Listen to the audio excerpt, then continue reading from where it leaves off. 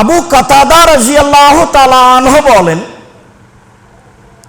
ইন্না রাসূলুল্লাহ সাল্লাল্লাহু আলাইহি সাল্লাম মুররা আলাইহি বিজানাজাতিন, একদা আল্লাহর নবী এক জানাজার পাশ দিয়ে যাচ্ছিলেন, লাশের পাশ দিয়ে যাচ্ছিলেন। একদা একটা লাশকে আল্লাহর নবীর পাশ দিয়ে নিয়ে যাওয়া হচ্ছিল। একদা একটা মরা পুরুষ নারীকে রাসূলের পাশ দিয়ে নিয়ে যাওয়া হচ্ছিল। ফাকালা, তখন আল্লাহ রাসূল বলেন, মুস্তারিহুন আল মুস্তারাহুন মিনহু, মুস্তারিহুন ও মুস্তারাহুন মিনহু, এই লোকটা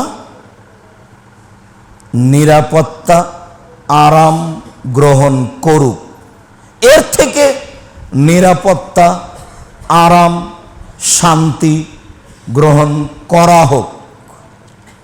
এই শব্দ আল্লাহ রাসূলের সাহাবীগণ বুঝতে পারলেন না।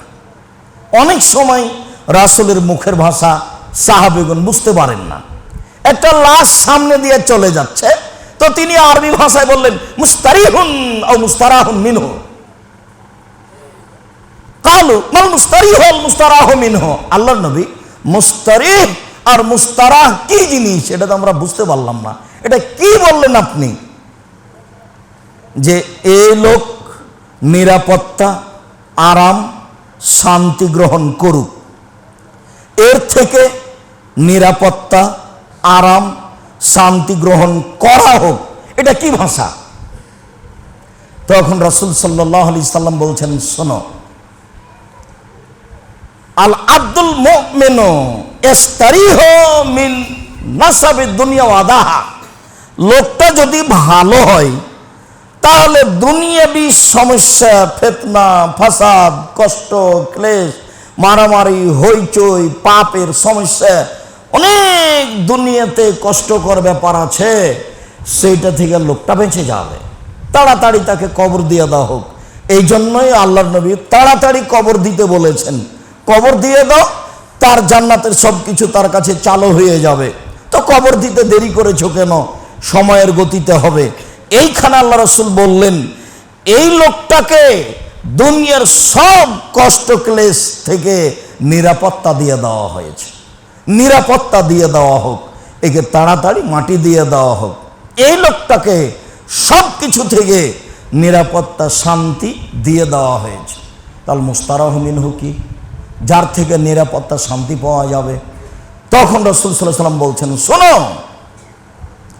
আল আব্দুল ফাজির, লোকটা যদি খারাপ হয়, আল ইয়াস্তারিহু মিনহু আল ইবাদ ওয়াল বিলাদ ওয়া শাজার ওয়া দাব, একসাথে চারটে কথা বললেন।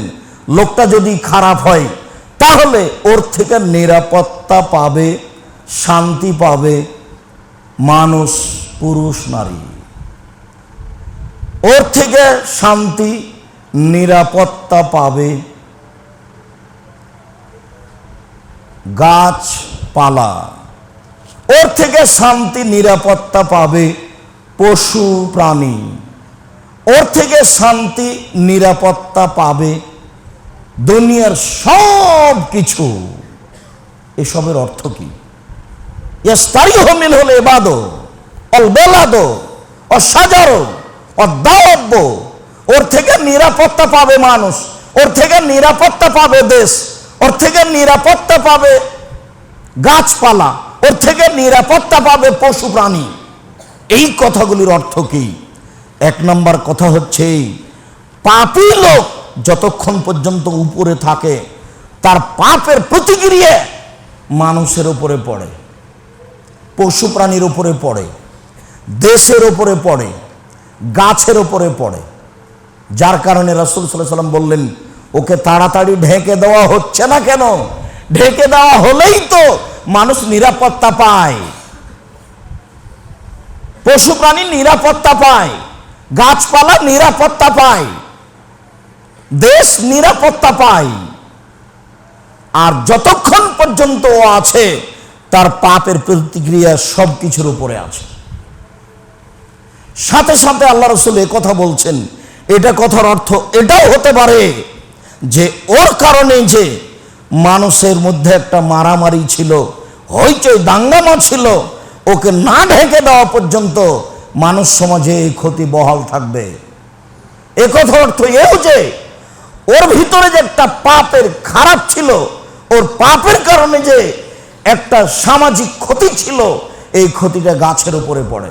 আপনার পাপের প্রতিক্রিয়া কিন্তু আপনার বাড়ির গাছপালার উপরে পড়ে। আপনার পাপের প্রতিক্রিয়া আপনার ব্যবসা বাণিজ্যের উপরে পড়ে। আপনার পাপের প্রতিক্রিয়া মানুষ, পুরুষ, নারী, দেশের উপরে পড়ে। যার জন্য রাসূল সাল্লাল্লাহু আলাইহি সাল্লাম বলছেন, ইয়াকুমুল মাসিয়াতা, তোমরা পাপ থেকে বেঁচে থাকো। ফা হাল্লা বিমাসিয়াতিল্লাহি গাযাবুল্লাহি, পাপের কারণে আল্লাহর গজব নেমে আসে। পাপের কারণে আল্লাহর গজব নেমে আসে। পাপের কারণে আল্লাহর গজব নেমে আসে।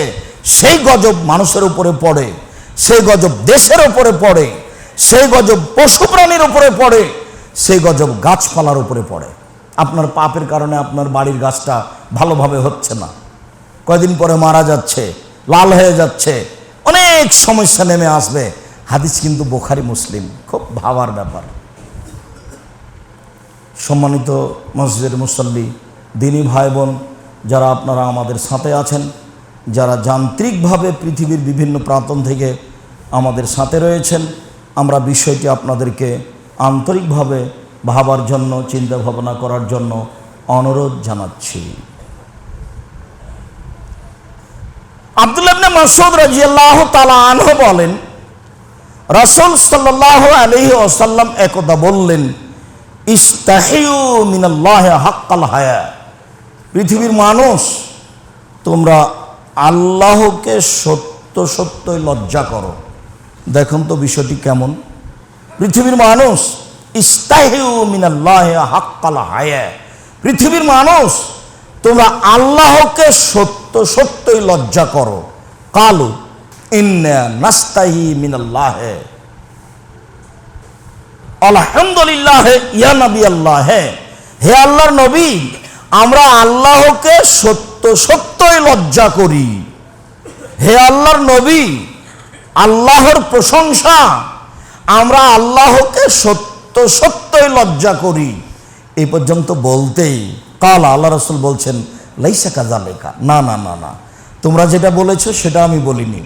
তোমরা যে লজ্জা করো সেই কথা আমি বলিনি। আসলে তোমরা লজ্জা বুঝতে পারোনি।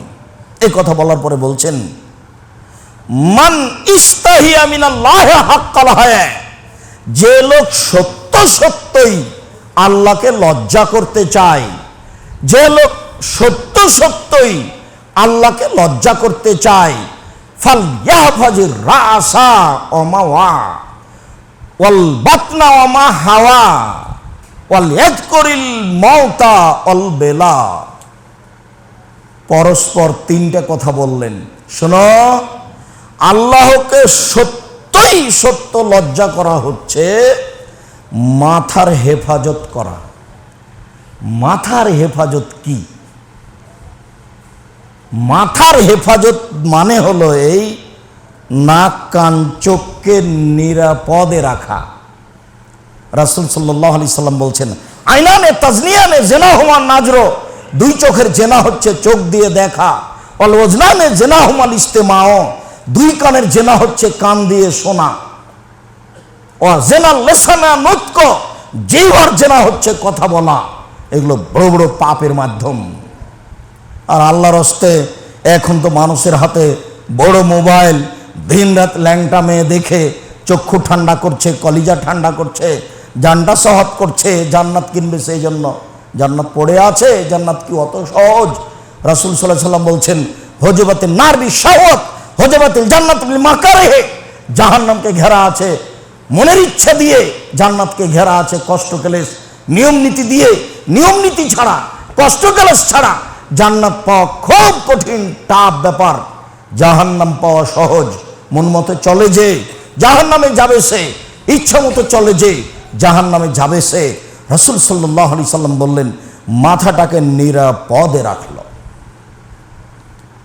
চোখ, নাক, কানকে, অন্তরকে, মুখকে নিরাপদে রাখলো যে, সেই মাথাকে নিরাপদে রাখলো সেই সত্য সত্যই আল্লাহকে লজ্জা করে। দিন রাত অন্যায় অবিচারের লেগে থাকে, দিনরাত অশ্লীল ছবির পিছনে ছুটে বেড়ায়, এ তো চক্ষুকে নিরাপদে রাখে না। দিনরাত গান বাজনা বাদ্যযন্ত্রের সাথে দিন কাটায়, এ তো নিজেকে চক্ষুকে কানকে নিরাপদে রাখে না। রাসূল সাল্লাল্লাহু আলাইহি সাল্লাম বললেন, তিনটা বিপদ নেমে আসে তিনটা পাপের কারণে। রাসূল সাল্লাল্লাহু আলাইহি সাল্লাম বললেন, তিনটা বিপদ নেমে আসে তিনটা পাপের কারণে। মানুষের উপরে ভূমিকম্প হয় তিনটা পাপের কারণে। মানুষের আকার আকৃতি পরিবর্তন হয়ে যায়, সন্ধ্যায় থাকে মানুষ, সকালে হয়ে যায় শোর বানর, তিনটা পাপের কারণে। সর্ব ধরনের সমস্যা নেমে আসে তিনটা পাপের কারণে। এক, এজা জারাবুল মাযিফ, যখন বাদ্যযন্ত্র প্রকাশ পায় তখন। জাহারাতিল কায়নাত, মেয়েরা যখন নাচে তখন। এবং শারাবুল খামরে, যখন মানুষ মদ পান করে তখন। মানুষ নেশাদার দ্রব্য পান করলে, মেয়েরা নাচলে, বাদ্যযন্ত্র প্রকাশ পেলে মানুষের উপরে তিনটা বিপদ নেমে আসে। এই সব কাজগুলি মানুষের মাথার সাথে জড়িত। এরপরে বলছা করলো, সেই সত্য সত্যই আল্লাহকে লজ্জা করলো, হারাম খেলো না, এটাই হলো পেটকে রক্ষা করা। এরপরে বলছেন ওয়াজকুরুল মাউতা ওয়াল বেলা, মরণকে স্মরণ করলো। একদিন যে মানুষ হাড়হাড্ডি হয়ে যাবে, পচে গলে নষ্ট হয়ে যাবে, হবেই হবে, এইটাকে স্মরণ করলো যে সেই সত্য সত্যই আল্লাহকে লজ্জা করলো। এখনো শেষ হয়নি কথা। এরপরে রাসূল সাল্লাল্লাহু আলাইহি ওয়াসাল্লাম বললেন ওয়ারাদাল আখিরা, পরকালটাকেই প্রাধান্য দিল, পরকালের ইচ্ছা করলো। ও তারাকা জিনাতাদ দুনিয়া, এবং পার্থিব জগতের সৌন্দর্যকে ত্যাগ করলো। পার্থিব জগতে লোভ লালসা, পার্থিব জগতের আশা আকাঙ্ক্ষা, পার্থিব জগতে অনেক কিছু করা, সবকে পরিত্যাগ করে দিল। ফামান ফালা যালিকা, যে ব্যক্তি এরকম করলো, ইস্তাহা মিনাল্লাহ হাক্কাল হায়া, সেই সত্য সত্যই আল্লাহকে লজ্জা করলো। তাহলে সব মিলে কথা হয়ে গেল চারটে। এক, মাথাকে হেফাজত করলো। মাথাকে হেফাজত করলো মানে চক্ষু মুখকে নিরাপদে রাখলো। রাসূল সাল্লাল্লাহু আলাইহি ওয়াসাল্লাম বলছেন, মাইয়াজমানলি মা বাইনা লাইয়াইহি ওয়া মা বাইনা রিজলাইহি আরজুলুল জান্নাহ, পৃথিবীর মানুষ শুনে রাখো, দুটা জিনিসের জিম্মেদারি নাও। আমি জান্নাতের জিম্মেদারি নিলাম, কিভাবে জান্নাতে নিয়ে যাবো সেটা আমার ব্যাপার। তুমি দুটা জিনিস থেকে বিরত থাকো। এক, মুখে মানুষের বদনাম করো না। দুই, জেনায় লিপ্ত হয়েও না। মুখে মানুষের বদনাম করো না, মুখকে নিরাপদে রাখো, আর জেনা করো না। আমি মুহাম্মদ সাল্লাল্লাহু আলাইহি ওয়াসাল্লাম বিচারের মাঠে কিভাবে জান্নাতে নিয়ে যাব সেটা আমি দেখব। হাদিস বুখারী মুসলিম। সাহাবীগণ বললেন, আল্লাহ নবী, মান নাজাত, বাঁচার পথ কি? জাহান্নাম থেকে বাঁচার পথ কি? তখন রাসূল সাল্লাল্লাহু আলাইহি ওয়াসাল্লাম বললেন, মুখখানকে নিরাপদে রাখো, জাহান্নাম থেকে বেঁচে যাবা। রাসূল সাল্লাল্লাহু আলাইহি সাল্লাম বললেন, কাইফা বিকুম ওয়া বিজামানিন, তোমাদের কি হবে, যুগের কি হবে? তোমাদের কি হবে, যুগের কি হবে? যখন সমাজের সব লোক আগাছা হয়ে যাবে, সবাই যখন পশু প্রাণী কুকুর শ্রীগালের মতো হয়ে যাবে, তখন তোমাদের কি হবে, যুগের কি হবে? তোমাদের কি হবে, যুগের কি হবে? তখন সাহাবীগণ বললেন, বলেন কি করতে হবে? তখন আল্লাহ রাসূল বললেন, মুখখান বন্ধ রেখো, নিরাপত্তা পাবা। রাসূল সাল্লাল্লাহু আলাইহি ওয়াসাল্লাম বললেন, সঙ্গী সাথে বলতে পারো মানুষকে পিছন দিক থেকে ধাক্কা মেরে জাহান্নামে নিক্ষেপ করে কি? সঙ্গী সাথে বলতে পারো মানুষকে পিছন দিক থেকে ধাক্কা মেরে জাহান্নামে নিক্ষেপ করে কি? সঙ্গী সাথে বলতে পারো মানুষকে পিছন দিক থেকে ধাক্কা মেরে জাহান্নামে নিক্ষেপ করে কি? এ কথা বলতে বলতেই ফাখাযা লিসানাহু, জিহ্বাটা ধরে নিয়ে বলছেন, এ দেখো, এই জিহ্বা মানুষকে পিছন দিক থেকে ধাক্কা মেরে জাহান্নামে নিক্ষেপ করে। সম্মানিত দিনী ভাই বোন, আমরা আবারও আপনাদেরকে সতর্ক করে বিষয়টি জোরালোভাবে পেশ করতে চাচ্ছিলাম যে আল্লাহ রাসূল বললেন, মাথাকে যে নিরাপদে রাখলো সেই আল্লাহকে সত্য সত্যই লজ্জা করলো। তার মানে মুখকে নিরাপদে রাখলো, চোখকে নিরাপদে রাখলো, কানকে নিরাপদে রাখলো। কানে অশ্লীল গান শুনে দিন কাটালো না, চোখে অশ্লীল ছবি দেখলো না, মুখে মানুষের বদনাম গীবত করলো না। তখনই সে তার মাথাটাকে নিরাপদে রাখলো। এক, মানুষ যখন হারাম খেলো না তখন তার পেটটাকে নিরাপদে রাখলো। যখন মানুষ আল্লাহকে মরণকে স্মরণ করলো, তখন সে সত্য সত্যই আল্লাহকে লজ্জা করলো, ইহকালের সব কিছু ত্যাগ করলো পরকালের আশায়, তখনই সত্য সত্যই মানুষ আল্লাহকে লজ্জা করলো। বিষয়টি আবারও জোরালোভাবে বিবেচনার জন্য অনুরোধ জানাচ্ছি। আল্লাহ, তুমি আমাদেরকে কথাগুলি মেনে চলার সুন্দর সুব্যবস্থা করে দাও। আল্লাহুম্মা আমিন। আল্লাহুম্মা সাল্লি আলাইহি, আল্লাহুম্মা বারিক আলাইহি। আলহামদুলিল্লাহ ওয়াহদা, আসসালাতু ওয়াসসালামু আলা মান লা নাবিয়্যা বা'দা। আব্দুল্লাহ ইবনে উমর রাদিয়াল্লাহু তাআলা আনহু বলেন, রাসূল সাল্লাল্লাহু আলাইহি ওয়াসাল্লাম একদা ফাখাজা বেমানকেবি, আমার কাঁধটা ধরলেন, আমার কাঁধটা চেপে ধরে আল্লাহ রাসূল আমাকে বলছেন, কুন ফি দুনিয়া কান্নাকা গরীব আও আবির সাবিলিন আও নাফসাক মিন আসহাবিল কবর। এই শোনো, তিনটা কাজ করো। এক,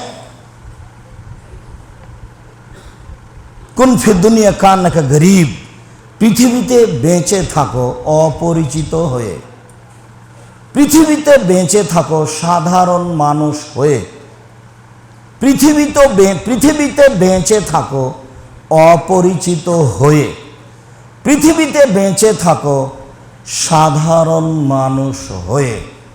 দুই, ও আবের সাবিলিন, পৃথিবীতে থাকো নিজেকে মুসাফির মনে করে, এখন আছি কাল নেই। আবার বলছেন, লোকটা পায়ে চলতে চলতে গাছের নিচে বসলো, কিছুক্ষণ পরে উঠে চলে গেল। এই লোকটার জীবন যেমন এইখানে, তুমি তেমন পৃথিবীতে। লোকটা তো স্থায়ী গাছের নিচে বসলো না, কিছুক্ষণ বসলো তারপরে চলে গেল। এই লোকটার বসার চলে যাওয়া যেমন পৃথিবীর, তুমি তেমন। তুমি নিজেকে পৃথিবীতে মুসাফির মনে করো। আরেকটা মনে করো, আসলে আমি কবরবাসীদের একজন, যারা কবরে চলে গেছে শত শত সদস্য, আমি তার একজন সদস্য। নিজেকে কবরবাসীর সদস্য মনে করিও। পৃথিবীর কোনো সদস্য নও তুমি, কোনো কাজের, কোনো জায়গার, কোনো কর্মের, কোনো স্থানের তুমি কোনো সদস্য নও। তুমি হলে কবরবাসীদের একজন সদস্য। তিনটে, আমার কাঁধটা ধরে চাপ দিয়ে বললেন, শোনো, এক, অপরিচিত হয়ে থাকো, সাধারণ হয়ে থাকো। দুই, নিজেকে মুসাফির মনে করিও, বসেছি গাছের নিচে আবার চলে যাব, অল্প সময়ের জন্য বসেছি, এটা আমার থাকার জন্য নয়। মুসাফির যেমন গাছের নিচে, তুমি নিজেকে তেমন মনে করো। তিন, আর কবরের নিজেকে সদস্য মনে করো। এই কথা তিনি তিনটে বললেন। এ কথা বলার পরে বর্ণনাকারী বলছেন, কানা আব্দুল্লাহ ইবনে উমর ইয়াকুলু, আবার আব্দুল্লাহ ইবনে উমর নিজেই বলতেন, শোনো, এজা আমসাইতা ফালা তান্তাজির সাবাহা, সন্ধ্যা হয়েছে তো সকাল পর্যন্ত বেঁচে থাকার আশা করো না। সন্ধ্যা হয়েছে তো সকাল পর্যন্ত বেঁচে থাকার আশা করো না। ওয়াইজা আসবাহাতা ফালা তান্তাজিরিল মাসা, সকাল হয়েছে তো, সন্ধ্যা হয়েছে তো সকাল পর্যন্ত বেঁচে থাকার আশা করো না। সন্ধ্যা হয়েছে তো সকাল পর্যন্ত বেঁচে থাকার আশা করো না। অল্প সময় হচ্ছে বেঁচে থাকার জীবন। এ কথা রাসূল সাল্লাল্লাহু আলাইহি সাল্লাম বলেন, যা মুসাফির দিয়ে উল্লেখ করলেন। আব্দুল্লাহ ইবনে আমর রাদিয়াল্লাহু তাআলা আনহু বলেন, রাসূল সাল্লাল্লাহু আলাইহি সাল্লাম একটা লোককে উপদেশ দিতে গিয়ে বলেন, এই শোনো, ইগতানিম খামসান কাবলা খামসিন, পাঁচটা জিনিসের পূর্বে পাঁচটা জিনিসকে মূল্যায়ন করো। পাঁচটা জিনিসের পূর্বে পাঁচটা জিনিসকে মূল্যায়ন করো। পাঁচটা জিনিসের পূর্বে পাঁচটা জিনিসকে মূল্যায়ন করো। এক, শাবাবাকা কাবলা হারামেকা, যৌবন জীবনকে মূল্যায়ন করো বৃদ্ধ জীবন আসার পূর্বে, যেদিন কিছু করতে পারবে না সেদিন আসার পূর্বে যৌবন জীবনকে মূল্যায়ন করো, পাপের সাথে লাগিয়ে রাখো না, ইবাদতে কর্মে লাগিয়ে রাখো। দুই, ওয়াসিহাতাকা কাবলা সাকামেকা, সুস্থতাকে অসুস্থতা আসার পূর্বে সুস্থতাকে মূল্যায়ন করো। মানে সুস্থতা মানে মারামারি নয়, সুস্থ মানে দাঙ্গাবাজি নয়, সুস্থতা মানে দালালি নয়, সুস্থতা মানে কিছু করা। তাই তো রাসূল সাল্লাল্লাহু আলাইহি সাল্লাম বলছেন, যখন মানুষ ভালো অবস্থায় কোনো ইবাদত করে তারপরে যখন অসুস্থ হয়ে যায় তখন ফেরেশতাকে বলেন, উক্তব মা মান ওয়া সহিহুন, ওই নেকিগুলোই লিখো যা সুস্থ অবস্থায় করত, এখন তো অসুস্থ করতে পারে না, ওই নেকি লিখো যখন সুস্থ অবস্থা থাকাকালীন করত, ওগুলোই সব লিখো এখন না পারলেও। তাহলে রাসূল বলছেন সুস্থতাকে মূল্যায়ন করো অসুস্থতা আসার পূর্বে। তারপরে বলছেন গেলাকা কাবলা ফাকরেকা, অর্থ সম্পদকে মূল্যায়ন করো দারিদ্রতা আসার পূর্বে। এমন একদিন চলে আসতে পারে, দারিদ্রতা চলে আসতে পারে, তখন তুমি কিছু করতে পারবা না, দান খায় টাকা পয়সা কাজে লাগাতে পারবা না, এখনই লাগাও। 3, 4 রাসূল সাল্লাল্লাহু আলাইহি সাল্লাম বলছেন ফারাগাকা কাবলা শুগলিকা, ব্যস্ততা আসার পূর্বে অবসরকে। অবসরের মানে এই নয় যে টিভি চালা, অবসরের মানে এই নয় যে দোকানে আড্ডা পিটা, অবসরের মানে এই নয় যে সময়টুকু পেয়েছি রাত রাত মানুষের বিরুদ্ধে লেগে থাকা, এটা নয়। যেটুকু অবসর সময় পেয়েছ এটুকু সময় আল্লাহকে মূল্যায়ন করো। শেষ বাক্যটা বললেন হায়াতাকা কাবলা মওতেকা, তোমার জীবনকে মূল্যায়ন করো মরণ আসার পূর্বে। মরণ আসলেই তো সব শেষ, তাহলে মরণ আসার পূর্বে কিছু করে নাও, মরণ আসলেই তো সব শেষ, জীবনের আশা আকাঙ্ক্ষা সব শেষ, অতএব মরণ আসার পূর্বেই কিছু করে নাও, পাপের সাথে নিজেকে জড়িয়ে রাখিও না। আবু হুরায়রা রাদিয়াল্লাহু তাআলা আনহু বলেন, রাসূল সাল্লাল্লাহু আলাইহি সাল্লাম বলেন ফাকসিরু যিকরা হাজিমিল লাজ্জাতিল মউত, পৃথিবীর মানুষ ওই জিনিসকে বেশি স্মরণ করো যে জিনিস মানুষের স্বাদকে কেটে দেয়। মানুষের অনেক স্বাদ, জমি জায়গা কিনবে, বাড়িঘর করবে, বাড়ি গাড়ি করবে, অনেক স্বাদ আছে। এই যে জিনিসটা স্বাদকে কেটে দেয় ওটা একটু বেশি বেশি স্মরণ করো। সেটা কি? সেটা হলো মরণ। মরণকে কিভাবে স্মরণ করা যায়? মরণকে স্মরণ করো, এই কথা রাসূল সাল্লাল্লাহু আলাইহি সাল্লাম বলেন। আব্দুল্লাহ ইবনে আব্বাস রাদিয়াল্লাহু তাআলা আনহু বলেন, রাসূল সাল্লাল্লাহু আলাইহি সাল্লামকে জিজ্ঞাসা করা হলো মান আকিয়াসুন নাসে ওয়া আহজামুন নাসে, আল্লাহর নবী সবচেয়ে চালাক বুদ্ধিমানকে? আল্লাহ রাসূল বলেন তো সবচেয়ে হুঁশিয়ার মানুষকে? দেখেন তো কি উত্তর হয়। আল্লাহ রাসূল সবচেয়ে বুদ্ধিমান, সতর্ক, চালাক, হুঁশিয়ার মানুষকে? তখন উত্তর আল্লাহ রাসূল বলছেন আকসারুহুম যিকরান লিল মওতে ওয়া আকসারুহুম ইস্তিদাদান লিল মওতে, মরণকে যে বেশি বেশি স্মরণ করতে পারে সেই হলো সবচেয়ে বুদ্ধিমান। মরণের জন্য প্রস্তুতি নিতে পারে যে সেই হলো সবচেয়ে বুদ্ধিমান। জাহাবুবে সারাফিদ দুনিয়া ওয়া কারামিল আখেরা, মরণকে স্মরণ করে চলে গেল যে সে পৃথিবীতেও ছিল সম্মানী, পরকালেও সম্মানী। মরণকে স্মরণ করে চলে গেল যে সে পৃথিবীতেও ছিল সম্মানী, পরকালেও সম্মানী। মরণকে মূল্যায়ন করতে পারলে মানুষের সাথে দাঙ্গামা হাঙ্গামা হইচই করার প্রয়োজন হবে না। মরণ আসবেই, যেভাবেই সে চলুক না কেন, বাঁচুক না কেন, সেই দিন আর তার রেহাই হবে না। অতএব মরণকে স্মরণ করতে পারে যে সেই হলো সবচেয়ে ভালো মানুষ। আবু হুরায়রা রাদিয়াল্লাহু তাআলা আনহু বলেন, যারা রাসূলুল্লাহ সাল্লাল্লাহু আলাইহি সাল্লাম কবর উম্মিহি, একদা আল্লাহর নবী তার মায়ের কবর জিয়ারত করতে গেলেন। আল্লাহর নবী, হাদিস মুসলিম। এইখানে একটা কথা সবসময় লেগে থাকে, যেটা আমার বিরুদ্ধে বলা হয় সেটা আপনি দেখবেন।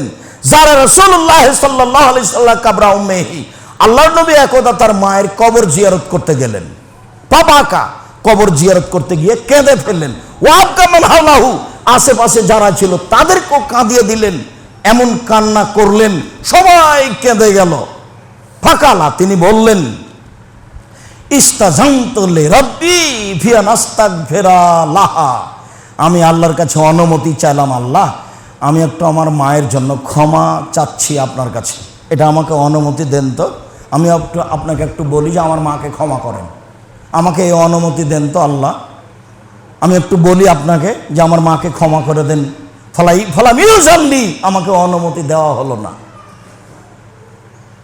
আপনি যেভাবে বলেছেন মোহাম্মদ সাল্লাল্লাহু আলাইহি সাল্লামের বাপ মা জাহান্নামে যাবে, আমি ওইভাবে না বললেও আপনি হিসাব করে দেখেন, এটাই সেই হাদিস যে হাদিসে মোহাম্মদ সাল্লাল্লাহু আলাইহি সাল্লাম তার মায়ের ব্যাপারে ক্ষমা চাওয়ার অনুমতি পাননি। আপনি কি বুঝলেন? হাদিস তো বুখারী মুসলিম, আপনার কাছে কি বিবেচনা আছে? আল্লাহ তুমি আমাকে একটু অনুমতি দাও তো, আমি আমার মায়ের জন্য তোমার কাছে ক্ষমা চাই। ফলামিউজানলি আমাকে অনুমতি দেওয়া হলো না, না না না না না, অনুমতি হবে না। অস্তাজামতাহু, আমি তার কাছে আবার অনুমতি চাইলাম, আন আজুরা কাবরাহা, তাহলে আমি আমার মায়ের কবর জিয়ারত করতে চাই, কবর দেখতে যেতে চাই। ফাওয়াজান আলী, আমাকে বলা হলো ঠিক আছে ঠিক আছে ঠিক আছে, যাও তুমি তোমার মায়ের কবর দেখতে যাও। এইটুকু অনুমতি পাওয়ার পরে তিনি বলছেন ফাজুরুল কাবরা, ফাজুরুল কবরা ফাইনা তুজাক্কিরুল মাউতা, পৃথিবীর মানুষ কবর জিয়ারত করতে যাও, তাহলে মরণ স্মরণ হবে। মরণ স্মরণ করব কিভাবে? প্রস্তুতি নিয়ে, ইবাদত করে। আমি আল্লাহর সাক্ষাৎকে আশা করি। কেন? আমি পাপের সাথে সম্পৃক্ত নই, আমি অন্যায় করি না, আমি জুয়াচুরি করি না, আমি দাঙ্গাবাজি করি না, আমি দোকানে বসে আড্ডা পিটি না, আমি কারো বিরুদ্ধে যাই না, আমি কোরআন তেলাওয়াত করি, 5 ওয়াক্ত সালাত আদায় করি, যাকাত দিই, তাহলে আমি ভালো অবস্থায় আছি।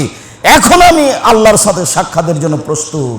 তার নাম প্রস্তুত থাকা, তার নাম মরণকে স্মরণ করা। আবার সেখানে বলছেন মাঝে মধ্যে কবর জিয়ারত করতে যাও, কবরের কাছে গিয়ে হাত তুলে দোয়া করো, তাহলে তোমার মরণ স্মরণ হবে। সম্মানিত মসজিদের মুসল্লি, আপনারা অবগত আছেন যে আমরা 2020 সালের করোনা ভাইরাসকে লক্ষ্য করে ধারাবাহিকভাবে সলাতের আলোচনা করে আসছি। তাতে আমরা জানাজার সলাতের মধ্যে রয়েছি।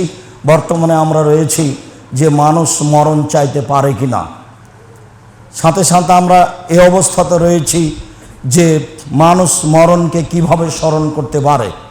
সাথে সাথে আমরা এটা অবগত হয়েছি যে মানুষ যখন পাপী হয় তখন তার পাপের প্রতিক্রিয়া মানুষের উপরে পড়ে, দেশের উপরে পড়ে, গাছপালার উপরে পড়ে, পশু প্রাণীর উপরে পড়ে। অতএব পাপী মানুষ যখন গ্রাম দিয়ে হাঁটে, পাপী মানুষ যখন ঘাস পাতার পাশ দিয়ে হাঁটে, আপনার শস্য আদির পাশ দিয়ে হাঁটে, তখন সেগুলো ক্ষতিগ্রস্ত হয়ে যায়, যা বুখারী মুসলিমের হাদিসে বোঝা যায়। সম্মানিত দিনী ভাই বোন, আমরা আপনাদেরকে জামিয়া সালাফের পক্ষ থেকে অনলাইন আল ইতিসাম টিভির মাধ্যমে বিষয়গুলি অবগত হওয়ার জন্য অনুরোধ জানাচ্ছি। সম্মানিত মসজিদের মুসল্লি, সাথে সাথে দেশ বিদেশের যেসব দিনী ভাই বোন যন্ত্রের সাহায্যে আমাদের সাথে জুমার খুতবায় অংশে আছেন, তাদেরকে আমরা অনুরোধ জানাচ্ছি যে আপনারা জামিয়া সালাফিয়া ডাঙ্গিপাড়া পবা রাজশাহী 22-23 ডিসেম্বর, সামনে বৃহস্পতিবার সোমবার দেশব্যাপী সম্মেলন। সেখানে দেশ বিদেশের সর্বোচ্চ উচ্চ শিক্ষিত মানুষ যারা, তারা সেখানে বিষয়ভিত্তিক বক্তব্য রাখবেন। দেশের বড় বড় পণ্ডিতগণ, বিদেশের বড় বড় পণ্ডিতগণ যারা সর্বোচ্চ শিক্ষিত মানুষ, তারা বিষয়ভিত্তিক বক্তব্য দিবেন। আপনারা ভালোভাবে জানেন এটাই সেই জামিয়া সালাফিয়া যেখানে শিরক চলে না, শিরক মুক্ত প্রতিষ্ঠান জামিয়া সালাফিয়া, বিদাত মুক্ত প্রতিষ্ঠান জামিয়া সালাফিয়া, দলমুক্ত প্রতিষ্ঠান জামিয়া সালাফিয়া, সংগঠন মুক্ত প্রতিষ্ঠান জামিয়া সালাফিয়া, সর্বোচ্চ শিক্ষার আশায় দিন কাটায় সেই প্রতিষ্ঠান জামিয়া সালাফিয়া। যারা এদেশের মানুষের কাছে মিডিয়ার মাধ্যমে, কথার মাধ্যমে, কলমের মাধ্যমে দিন প্রচার করতে চায়, সেটাই হচ্ছে মিডিয়া যা দেখতে পাচ্ছেন, সেটাই হচ্ছে কথা যেটা এখন শুনতে পাচ্ছেন, সেটাই হচ্ছে সালাফি কনফারেন্স, যেইটা ঘটতে যাচ্ছে, হতে যাচ্ছে সামনে বৃহস্পতিবার শুক্রবার জামিয়া সালাফিয়া ডাঙ্গিপাড়া পবা রাজশাহী। যে প্রতিষ্ঠান প্রায় 26 বিঘা জমির উপরে অবস্থান করে, যেখানে একটি মসজিদ আছে 90% জমির উপরে, যার একতলাতে 3000 মানুষ সলাত আদায় করতে পারে, যার 4 তলার কাজ চলছে। আর আপনাদের জামিয়া সালাফিয়া হাটাবো, বীরহাটাবো, রূপগঞ্জ, নারায়ণগঞ্জ, ঢাকা, যার মসজিদের জন্য দিনরাত বলে আসছি, জানি না যারা বিরোধিতা করছে তাদের শেষ কবে আছে, শেষ হবে ইনশাআল্লাহ। যারা এসব গাছপালা লাগিয়ে রেখেছে, ও কি বুঝতে পারছে যে আমি সত্যই পথে আছি? আমি দূর থেকে এসে আছি, দিন কাটাচ্ছে, এ কথার অর্থ নয় যে আপনি জয়ী। আপনি জয়ী নন, এ কথাই চূড়ান্ত। আপনি জয়ী নন, এ কথাই চূড়ান্ত। আপনি বিশ্বাস রাখুন, আজ হোক আর কাল হোক, এই মাটির উপরে বিশাল মসজিদ গড়বে ইনশাল্লাহ। পৃথিবীর কোনো শক্তি ঠেকাতে পারবে না, আপনাকে বলে রাখলাম। সেদিন আপনার অপমান ঘনিয়ে আসবে। সেদিন আমি নয়, দেশের রাস্তাঘাটে পুলিশ মারি সবাই আপনাকে নিন্দা করবে, থুথু মারবে, আপনি সেদিন যায়েন না। মনে করেন কি আমি অসহায় মানুষ, আমি রাজশাহীর কচুর পাতার পানি, যার করে আপনি যা ইচ্ছা তাই মনে করে নিচ্ছেন? আপনি বিশ্বাস করেন সর্বশক্তিমান আল্লাহ, যাকে কেউ ঠেকাতে পারে না, তিনি আজিজ, তিনি পরাক্রমশালী। আপনি কোন ছেলে বলতে পারেন মসজিদের ভিতর আমার 5 শতক জমি আছে? আপনি বলেন কি করে?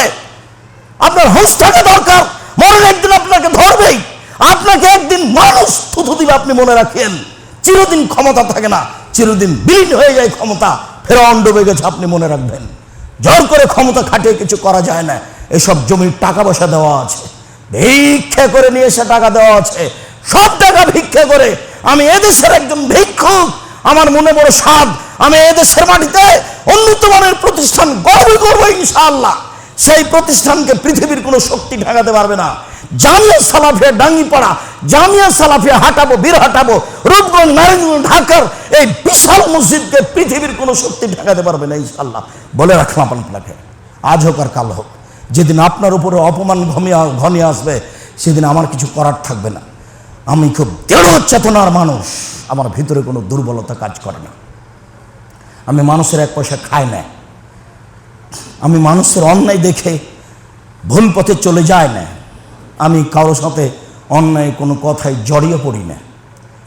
বালি আমি ফেলিনি, আপনি ফেলেছেন। এই বালুর উপরে গাছ আমি লাগাইনি, আপনি লাগিয়েছেন। এই সব জমি আমি দখল করিনি, আপনি দখল করেছেন। আমি এই গ্রামে বসবাস করি মাত্র, আমি সবার সাথে বসতে চাই, উঠতে চাই, শতবার বসতে চাই, উঠতে চাই। যদি আমার সাথে একটু সাক্ষাৎ করা মানুষের জন্য অনেক কঠিন দুরূহ ব্যাপার। এখনই একটু আগে একটা লোক এসেছে জাপান থেকে, এসে পায়ের নিচে পড়ে বলছে, আপনার পার আমি জুতা পরিষ্কার করতে চাই। বলেন আপনি আমাকে জুতা পরিষ্কার করতে দেবেন কিনা? জাপানে থাকে, ভালো পরিবারের মানুষ। আর আপনি মনে করছেন আমি আপনার বাড়ির কাজের মানুষ? জি না, আমি আপনার বাড়ির কাজের মানুষ নই। আপনাকে এই হিসাব করে চলা ঠিক নয়। এর খেসারত, এর ফলাফল আপনাকে একদিন ভোগ করতেই হবে। আপনি মনে রাখুন, এসব কাজ ঠেকাতে পারবে না মানুষ। সর্বশক্তিমান আজিজ, তিনি পরাক্রমশালী। সময়ের ব্যাপার আমি ধৈর্যের পরিচয় দিয়ে কাজ করছি। আল্লাহ, তোমার দরবারে ধৈর্যের পরিচয় দিয়ে কাজ করতে চাচ্ছি, তুমি এসব কাজকে সমাধা করে দাও। তুমি সর্বশক্তিমান, তুমি সব কিছু করতে পারো, তুমি আজিজ, তুমি কাবির, তুমি পরাক্রমশালী। তোমার আজিজত্বা ক্ষমতার নিকটে আশ্রয় কামনা করে আমরা দিন রাত কাটাচ্ছি। তুমি তোমার ক্ষমতা দিয়ে আমাদের কাজকে সহজ করে দাও আল্লাহুম্মা আমিন। তোমার দরবারে এই জোরালো দাবি দাওয়া দোয়া রেখে দিনী ভাই বোন সকলকে, সবাইকে, ছাত্র ছাত্রী, শিক্ষক শিক্ষিকা সবাইকে জামিয়া সালাফের জন্য আন্তরিকভাবে দোয়া করার অনুরোধ জানিয়ে, 10 টাকা হোক, 10,000 টাকা হোক, দানের হাত প্রশস্ত করার জন্য অনুরোধ জানিয়ে